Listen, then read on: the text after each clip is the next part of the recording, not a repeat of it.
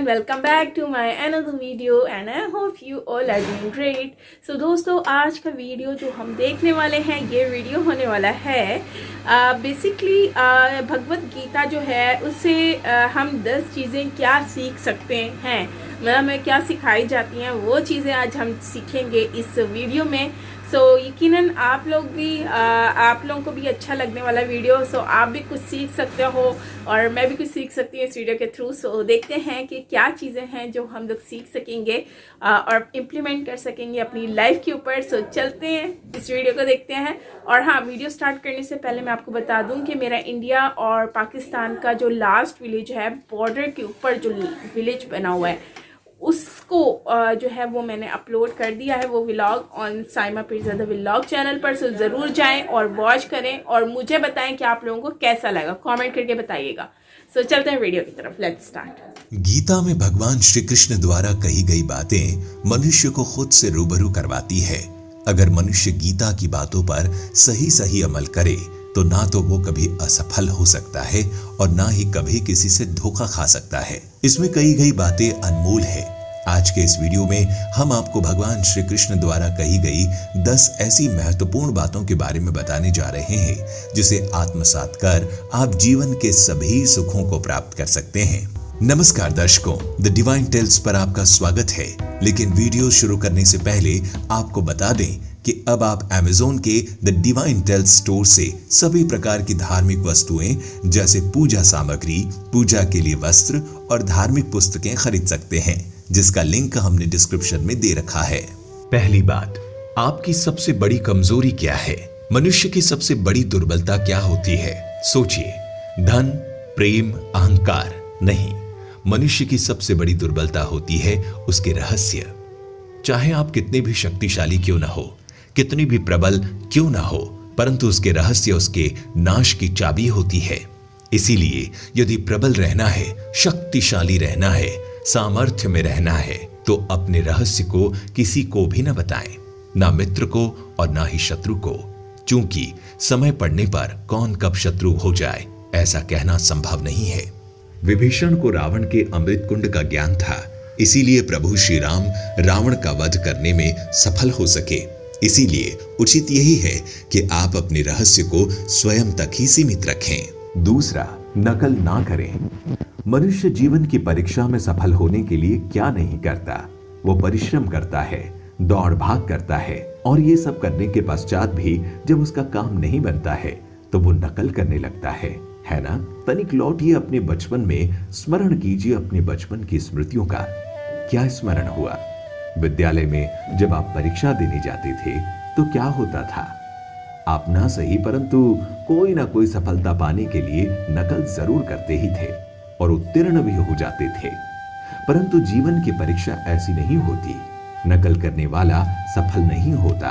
कारण विद्यालय में सबके प्रश्न पत्र एक होते थे, परंतु जीवन के प्रश्न पत्र और उनकी कठिनाइयां सबसे अलग और भिन्न होती है, तो निश्चित रूप से उनके उत्तर भी भिन्न ही होंगे ना।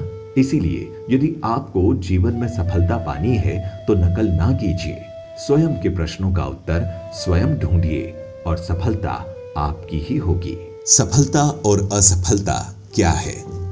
मनुष्य का जीवन हार और जीत, विजय और पराजय, सफलता और असफलता के मध्य झूलता रहता है। आपके साथ भी ऐसा ही होता होगा। जब आप सफल होते हैं, किसी चुनौती पर विजय पाते हैं, तो मन प्रसन्नता से आनंद के उपवन में झूमने लगता है, और जब आप असफल होते हैं तब मन दुख और पीड़ा के सागर में डूबने लगता है। परंतु वास्तव में सफलता और असफलता है क्या? तनिक ध्यान से सोचिए। ये केवल हमारी मनोस्थिति मात्र है। हमारी पराजय तब नहीं होती जब हमारा शत्रु विजय प्राप्त करता है। हमारी पराजय तब होती है जब हम पराजय स्वीकार कर लेते हैं। हम असफल तब नहीं होते जब हम लक्ष्य ना पा सकें। हम असफल तब होते हैं जब हम प्रयास करना बंद कर देते हैं। इसीलिए प्रयास करते रहिए और हार ना माने, क्योंकि जिस दिन आप हार स्वीकार करना बंद कर देंगे, जीत आपके चरणों में होगी। अगला विषय, निष्काम कर्म की शक्ति। आप सब ने बरगद के वृक्ष को तो देखा ही होगा। क्या आपको ज्ञात है कि बरगद के वृक्ष के बीज का आकार राय से भी छोटा होता है, परंतु बरगद का वृक्ष संसार के महाकाय वृक्षों में जाना जाता है। जब उसका जन्म होता है तब उसमें वो जटाएं, वो शाखाएं नहीं होती, परंतु जैसे जैसे उसका विस्तार होता है, जैसे जैसे वो अधिक शाखाओं का भार उठाता है, अधिक पत्तियों का सृजन करता है, वैसे वैसे उसकी शाखाएं जटाएं बनकर जड़ तक पहुंचती है और उस वृक्ष को सहारा देती है। ये जीवन का बहुत महत्वपूर्ण पथ है। बिना लोभ लालच शुभ कार्य करें, अन्य लोगों की सहायता करें। धीरे धीरे आपने जिनकी सहायता की वो आपके सहायक बनते जाएंगे, आपकी जड़ों को और भी बलशाली बनाएंगे, आयु, मान और आकार बढ़ाएंगे। सजीवन, सहायता और निष्काम कर्म आपको मृत्यु के पश्चात भी मरने नहीं देगा, आपको अमर रखेगा। अगला बिंदु है, ज्यादा बोलना हानिकारक होता है। हमारा शरीर प्रकृति का एक महान आविष्कार है। इससे जटिल संरचना संसार में और कोई नहीं। हमारा शरीर जितना जटिल है, यदि इसे ठीक से जाना जाए तो इससे अधिक सरल ज्ञान देने वाला और कोई नहीं। हमारे शरीर में 5 इंद्रियां होती है जो हमें भाव, गुण और वस्तुओं का बोध कराती है। हमारे पास आंख है, नाक है, स्पर्श के लिए त्वचा है, कान और जिह्वा है। सबका भिन्न भिन्न कार्य है। आंखों से देखना, कानों से सुनना, नथनों से श्वास लेना, त्वचा से स्पर्श करना और जिह्वा से स्वाद लेना। परंतु क्या आपने कभी सोचा है, प्रकृति ने हमें 2 आंखें दी, 2 नथुने दिए, 2 कान दिए, स्पर्श के लिए ये पूरा शरीर दिया, परंतु जिह्वा केवल 1 दी। ऐसा क्यों? क्योंकि प्रकृति चाहती है हम देखें अधिक, सुने अधिक और ज्ञान अधिक अर्जित करें और बोले कम, क्योंकि अधिक वाचाल नाश को आमंत्रण देता है। याद रखिएगा। अगला बिंदु है, अपनों की पहचान कैसे करें। ये सदा ही कहते आए हैं कि यदि आगे बढ़ना है तो अपनों का साथ दो। सत्य कहते हैं, अपनों का साथ देना ही चाहिए, परंतु साथ देने से पूर्व ये अवश्य जान लेना चाहिए कि अपने हैं कौन। क्या अपने वही होते हैं जिनके साथ हमारा रक्त संबंध होता है, या अपने मित्र?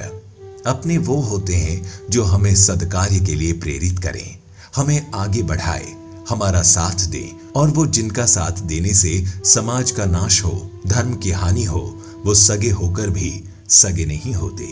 इसीलिए जब अपनों की परिभाषा का चुनाव करें तो उन्हें अपना माने, जो आपका साथ दे उन्हें नहीं, जो हमें अज्ञान के मार्ग पर ले जाएं। अगला है, प्रगति के लिए जरूरी है अपनों से दूर होना। आप जिनसे प्रेम करते हैं सदा उनके समीप रहना चाहते हैं, नहीं चाहते कि कभी अपनों से दूर होना पड़े, बिछड़ना पड़े, परंतु एक पश्चात अपनों से दूर हो जाना उन्नति के लिए आवश्यक है।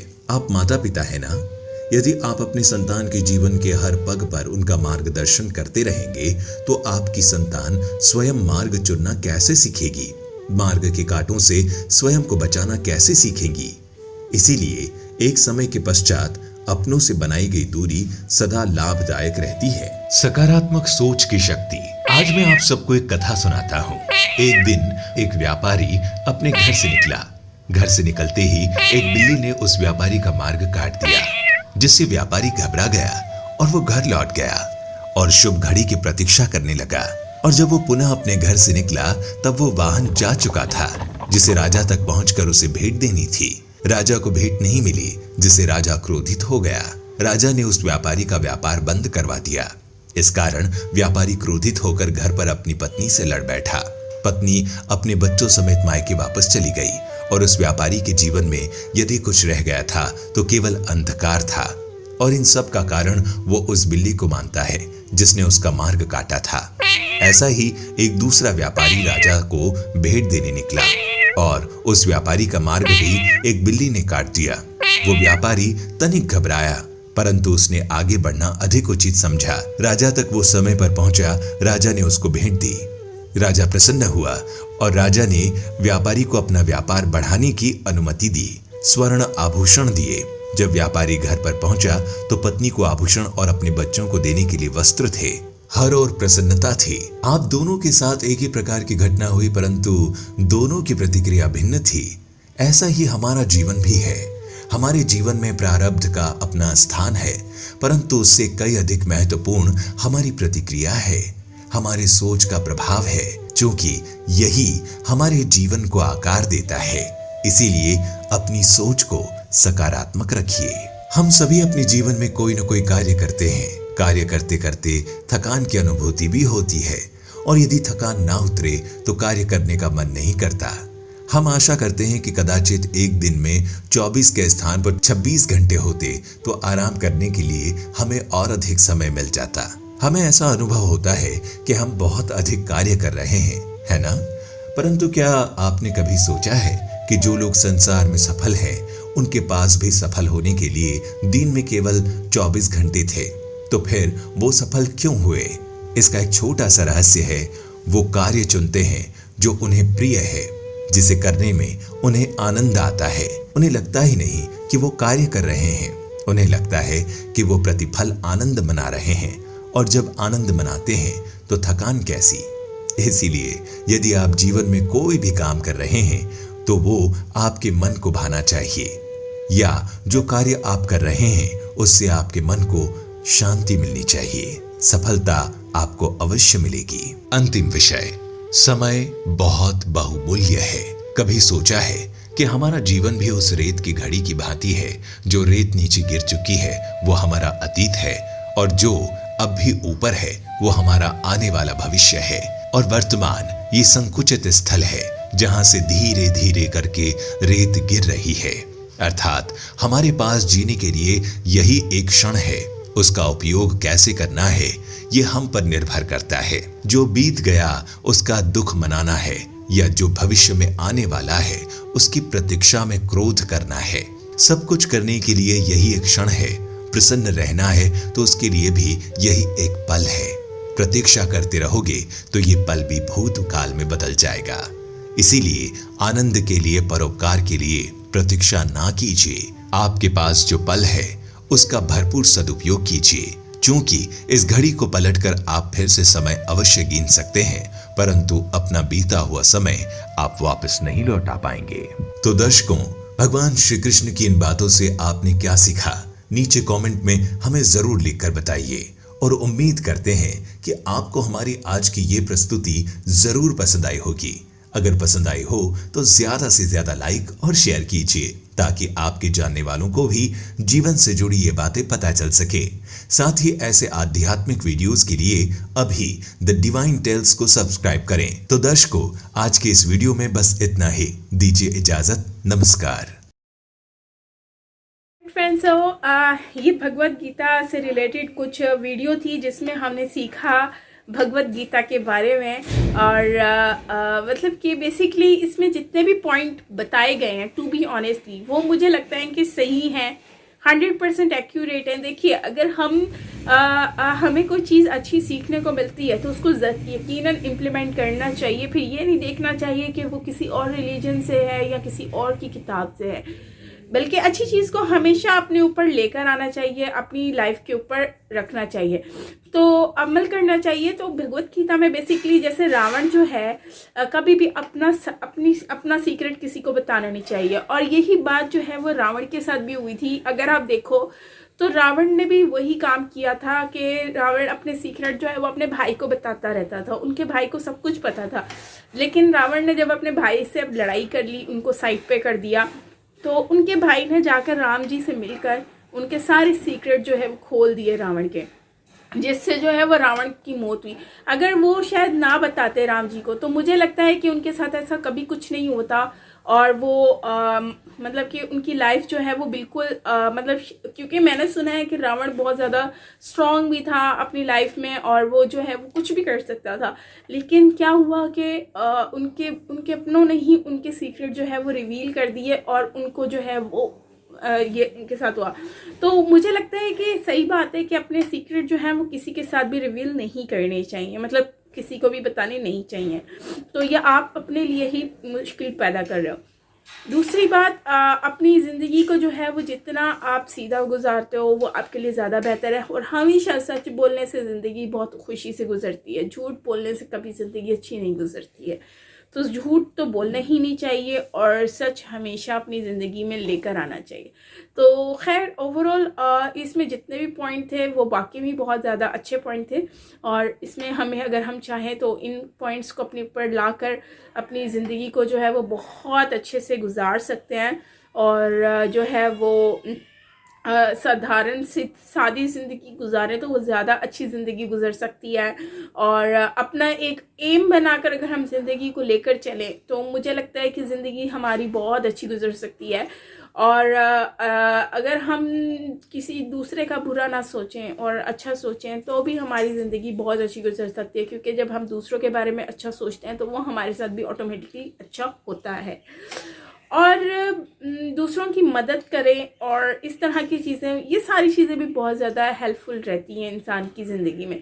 तो खैर ओवरऑल अच्छा वीडियो था और काफ़ी इन्फॉर्मेटिव था, और मैं यही कहूँगी कि जो है वो अपनी ज़िंदगी को अगर कोई अच्छी चीज़ें हम अपने ऊपर इम्प्लीमेंट करके अपनी ज़िंदगी अच्छी गुजार सकते हैं तो हमें गुजारनी चाहिए, और इससे दूसरों को भी आसपास के, ताकि लोग जो हैं उनको भी अच्छा लगे, खुशी हो, नुकसान ना हो। कभी भी ना करें नकल करने से, तो इंसान जो है, अब जैसे इसमें बताया है कि नकल ना करो, नकल करने से इंसान कभी भी कामयाब नहीं होता। वो तुक्का लगा के किसी की नकल करके जो है वो कामयाब कभी कभी हो जाता है, लेकिन अक्सर हम नकल करते करते जो है वो दूसरों की नकल करते करते सामने वाले, हो सकता है सामने वाले ने भी गलत किया हो, अपनी मेहनत के आप अगर हम कुछ करें तो मुझे लगता है कि हम कुछ अच्छा कर सकते हैं। अगर मैं यही बोलूं कि मैं एग्ज़ाम्स की हम बात करें तो एग्ज़ाम में हम अक्सर कॉपी कर लेते हैं, तो वो कॉपी जो होती है वो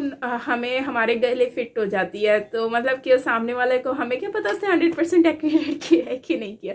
अगर हम अपने दिमाग से कुछ करें, मतलब जो भी लिखते हैं, अगर हम कुछ भी काम अपने दिमाग को लगा कर करते हैं तो मुझे लगता है कि वो उस नकल करने से 100 गुना बेहतर होता है, और इससे जो है वो हमें फ़ायदा हो सकता है। लेकिन शायद नकल करने से उतना फ़ायदा ना हो जितना हम अपना दिमाग लगा कर थोड़ा बहुत करने से हमें फ़ायदा हो। और दूसरा, चुप रहना, ज़्यादा ना बोलना, ये ज़्यादा बेहतर होता है, जैसे कि इसमें पॉइंट बताया गया है। और हाँ, आप जितना कम बोलोगे उतना ज़्यादा आपकी सेहत के लिए अच्छा है, आपके आसपास के लोगों के लिए अच्छा है, और आप लोगों की जो मतलब जो होता है, आप मतलब एक इंसान जो है वो मेंटली भी मुतमईन रहता है। आप जब कम बोलते हो आपका माइंड जो है वो रिलैक्स रहता है। और दूसरा, आप स्ट्रगल करते रहो, मेहनत करते रहो, आपको कभी ना कभी कामयाबी ज़रूर मिलती है। और ये बात सच है और ये आजमाई हुई है कि इंसान जब अपनी ज़िंदगी को उस तरफ लेकर चलता है तो मुझे लगता है कि इंसान कामयाब होता है और हर हाल में होता है। सो फ्रेंड्स, आपका क्या कहना है कमेंट सेक्शन में बताना। मिलता है नेक्स्ट वीडियो के साथ। Till then take care, bye.